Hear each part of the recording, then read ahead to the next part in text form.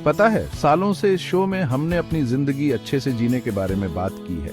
उस एहसास के बारे में जो आपको तब होता है जब कोई बात आपके दिल को छू जाती है और आपको पता होता है, आपको बस पता होता है कि ये सही और अच्छा है। मुझे दयालुता के बारे में ऐसा ही लगता है। दयालुता सिर्फ अच्छे संस्कार या विनम्र होने से ज्यादा है, ये एक जरूरी मूल्य है।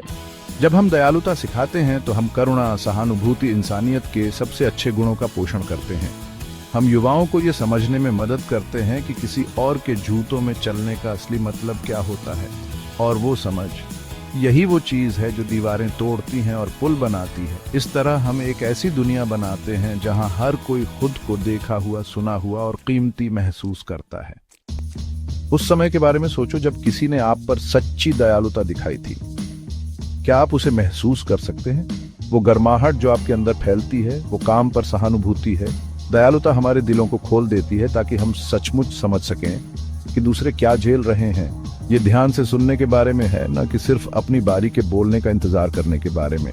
ये दुनिया को किसी और की नजर से देखने के बारे में है, भले ही उनके अनुभव आपके अनुभवों से अलग हों। देखिए, सहानुभूति हमें गहरे स्तर पर जुड़ने देती है। यह हमें हर उस व्यक्ति में साझा मानवता को पहचानने में मदद करती है जिससे हम मिलते हैं। और जब हम ऐसा कर सकते हैं, जब हम वास्तव में एक दूसरे को देख सकते हैं, तभी हम दुनिया को ठीक करना शुरू कर सकते हैं। उस छोटी बच्ची को याद है जिसने अपने दोस्त के मेडिकल बिल में मदद करने के लिए नींबू पानी का स्टॉल लगाया था, या वो छोटा लड़का जिसने अपना लंच उस सहपाठी को दे दिया जिसके पास नहीं था। यही काम पर सहानुभूति की शक्ति है।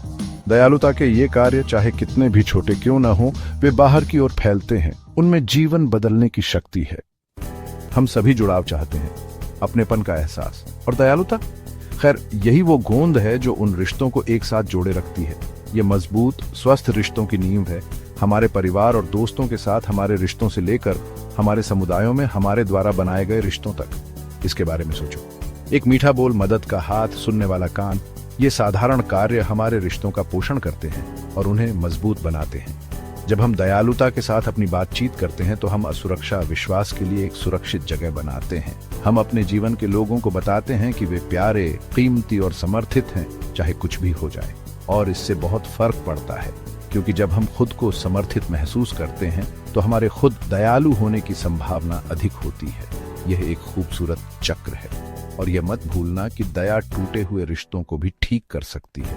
यह हमेशा आसान नहीं हो सकता है, लेकिन दोस्ती का हाथ बढ़ाना, माफी देना, यह सुलह और उन टूटे हुए बंधनों के पुनर्निर्माण की दिशा में पहला कदम हो सकता है। अध्याय 3, सही काम करना, दयालुता और नैतिक व्यवहार।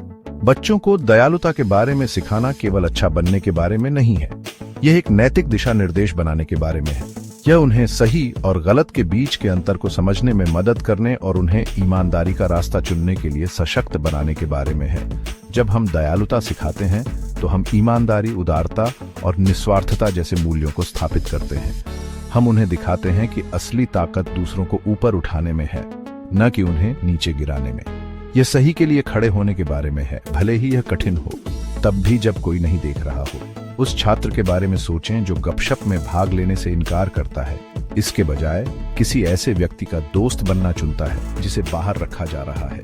या वह बच्चा जो खोया हुआ बटुआ रखने के बजाय उसे वापस कर देता है। दयालुता के ये कार्य एक मजबूत नैतिक चरित्र को प्रदर्शित करते हैं। वे सही काम करने की प्रतिबद्धता दिखाते हैं, भले ही इसके लिए साहस और बलिदान की आवश्यकता हो। और वे गुण, वे नैतिक नेतृत्व के निर्माण खंड हैं, उन लोगों के जो दुनिया में सकारात्मक बदलाव लाएंगे।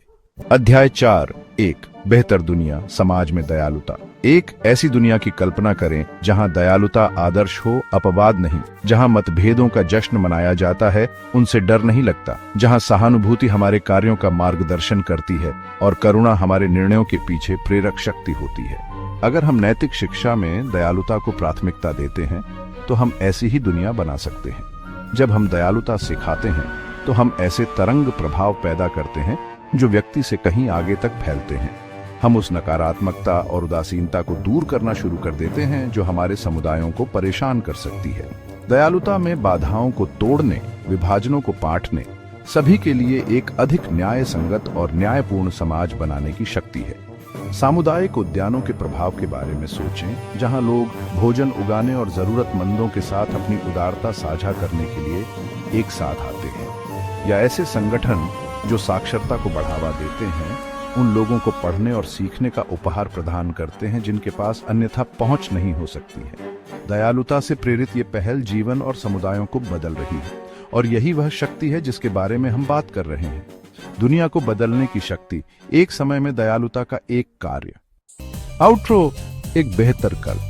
यह जानकर मेरा दिल खुश है कि दुनिया को एक दयालु, अधिक करुणामय जगह बनाने के लिए बहुत सारे लोग प्रतिबद्ध हैं। यह हम में से प्रत्येक के साथ शुरू होता है। ये उन मूल्यों से शुरू होता है जो हम अपने बच्चों में डालते हैं, जिस तरह से हम एक दूसरे के साथ पेश आते हैं और हर दिन हम जो चुनाव करते हैं। याद रखें, दयालुता कमजोरी की निशानी नहीं है। दयालु होने के लिए साहस चाहिए, जो सही है उसके लिए खड़े होने के लिए, नफरत से ज्यादा प्यार चुनने के लिए। लेकिन मुझे सच में यकीन है कि देने में ही हम पाते हैं। जब हम दयालुता चुनते हैं तो हम न केवल दुनिया को एक बेहतर जगह बनाते हैं, बल्कि हम अपने जीवन को भी ऐसे तरीकों से समृद्ध करते हैं जिसकी हमने कभी कल्पना भी नहीं की थी।